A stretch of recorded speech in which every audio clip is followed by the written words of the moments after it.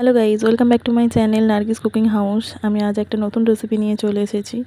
তো আজকে আমি বানাবো ডুমুরের ঝোল। ডুমুরের ঝোল বানাতে আমি এখানে নিয়ে নিয়েছি ডুমুরগুলো একদম গাছের কচি কচি, তো ফ্রেশ ডুমুর।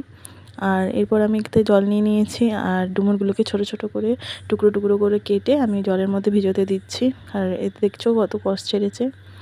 ডুমুরের মধ্যে যে লাল একটা কষ এসছে, ওটা ডুমুর ভিজিয়ে রাখলে ওই কষটা হয় না। এরপর আমি ডুমুরগুলো একটা বাটনায় ভালো মতো ঘষে নিচ্ছি, কারণ ডুমুরের গায়ে যে শুঁয়োগুলো থাকে সেইগুলো আর থাকবে না ভালো করে ঘষে নিলে। তো দেখো আমি ভালোভাবে ঘষে নিয়েছি, আর ডুমুরগুলো বেশ লাল ভাবটা চলে এসছে, ওর মধ্যে কোনো কষ নেই। আর পর আমি একটা প্রেসার কুকার নিয়েছি। এই প্রেসার কুকারের মধ্যে আমি দিয়ে দিচ্ছি ডুমুর, আর দিয়ে দিচ্ছি আলু আর সব রকম মশলা।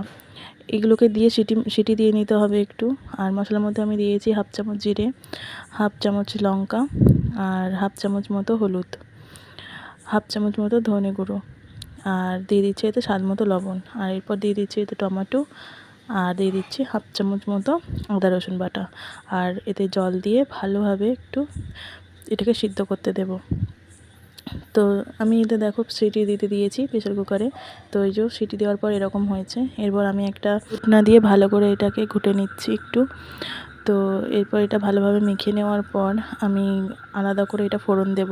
তো ফোড়ন দেওয়ার জন্য আমি একটা কড়াই নিয়ে নিয়েছি, কড়াই দিয়ে দিয়েছি 2 চামচ মতো তেল, একটা শুকনো লঙ্কা, আর পেঁয়াজ, আর 2 কোয়া রসুন। তো এরপর আমি এগুলোকে ভালো মতো লাল করে নেব। একটু লাল হয়ে গেলে আমি এর মধ্যে ওই সিদ্ধ করা ডুমুরটা দিয়ে দেব। তো দেখো আমি সিদ্ধ করা ডুমুরটা দিয়ে দিয়েছি। আর এরকম লাল মতো পেঁয়াজটা হবে তখনই দেবে, কারণ তখন দিলে একটা সুন্দর গন্ধ ছাড়ে। তো দেখো রান্নাটা আমার প্রায় হয়েই এসছে। এরপর আমি ভালোভাবে এটা ফুটিয়ে নিয়ে নামিয়ে নেব। তো খুব সহজে এবং ঘরোয়া পদ্ধতিতে রান্না, আর খুব তাড়াতাড়ি রান্নাটা হয়ে যায়। তো যার যার ভালো লাগলো অবশ্যই ভিডিওতে লাইক করো, কমেন্ট করো, আর চ্যানেলটি সাবস্ক্রাইব করো।